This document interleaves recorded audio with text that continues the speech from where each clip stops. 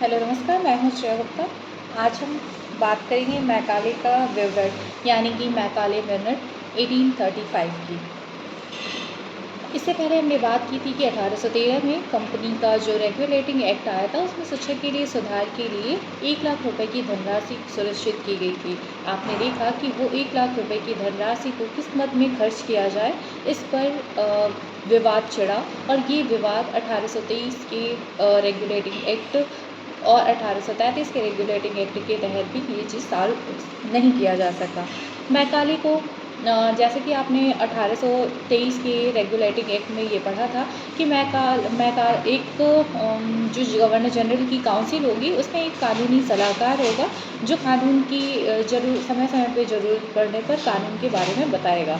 वो कानूनी सलाहकार बन के जो व्यक्ति आया उसका नाम था मैकाले। मैकाले ने 18 जून 1834 को लॉर्ड मैकाले गवर्नर जनरल की काउंसिल में कानूनी सलाहकार बनकर आया। लॉर्ड विलियम बेंटिक तत्कालीन गवर्नर जनरल मैकाले अंग्रेजी भाषा का प्रकांड विद्वान था और उसे साहित्य का कुशल वक्ता और साथ ही साथ एक लेखक भी था। उस समय बेंटिक गवर्नर जनरल थे और उन्होंने अपनी जन शिक्षा समिति यानी पब्लिक इंस्ट्रक्शन कमेटी का अध्यक्ष 1813 में मैकाले को नियुक्त किया। 1813 की आज्ञा पत्र की उसने उसे पढ़ा और उसकी व्याख्या जो की वो इस प्रकार है। उसने बताया कि आवंटित धनराशि 3 मद पे उसने बात की और 3 प्रश्नों का उसने जवाब दिया कि आवंटित धनराशि का व्यय कैसे हो, दूसरा साहित्य शब्द का क्या अर्थ है, क्या अर्थ लिया जाए और भारतीय विद्वान की सीमा में कौन से विद्वान लाए जाएं। इसकी व्याख्या की मैकाले ने। उन्होंने पहला जो कहा कि कंपनी पर कोई बंधन नहीं जिस पर मद व्यय करना चाहे कर सके। उसने ये सुझाव दिया कि कंपनी को जो 1813 में 1 लाख रुपए की धनराशि दी गई थी, 1833 में उसे बढ़ा के 10 गुना 10 लाख रुपए कर दी गई थी। कंपनी को उसने सुझाव दिया कि कंपनी जैसा चाहे जिस भी मद में खर्च करना चाहे उस धनराशि को व्यय कर सकती है। दूसरा है कि साहित्य का अभिप्राय अंग्रेजी साहित्य से है ना कि भारतीय साहित्य से है।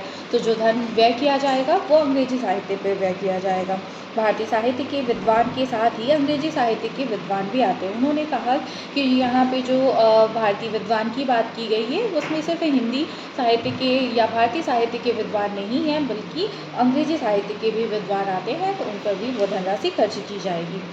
लॉर्ड मैकाले ने अपने जो सुझाव दिए उसके सुझावों का एक लंबा चौड़ा लिस्ट उसने तैयार किया और वो हम एक एक करके देखेंगे।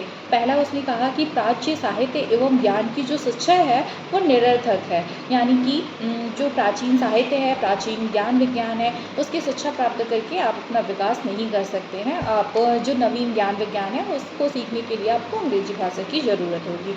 दूसरा, उसने भारतीय साहित्य की आलोचना करते हुए कहा कि a single shelf of a good European library was worth the whole native literature of India and Arabia. उसने कहा कि अरब और भारत की साहित्य का जो ज्ञान है वो यूरोपीय अलमारी में रखे गए एक सेल्फ के जितने बराबर है भी नहीं है। मैकाले ने अंग्रेजी शिक्षा को माध्यम बनाने का सुझाव दिया। उसने कहा कि जो शिक्षा दी जाएगी वो अंग्रेजी भाषा में दी जाएगी और इसके पक्ष में उसने अपने तर्क दिए कि देसी भाषाएं अविकसित है और गंवारू शब्दकोश तक ही सीमित है।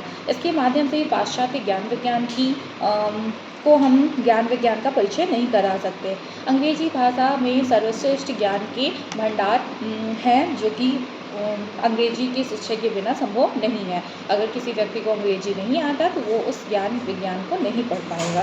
दूसरा है कि संस्कृत अरबी सर्वसाधारण की भाषा नहीं है, यानी कि जो ग्रामीण लोग हैं, जो जन साधारण लोग हैं, वो ना ही संस्कृत जानते हैं ना ही अरबी जानते हैं, तो उन्हें संस्कृत भी सीखनी पड़ेगी और अरबी भी सीखनी पड़ेगी। इससे अच्छा है कि वो अंग्रेजी भाषा को सीखें। नेक्स्ट है कि अंग्रेजी भाषा सरल है।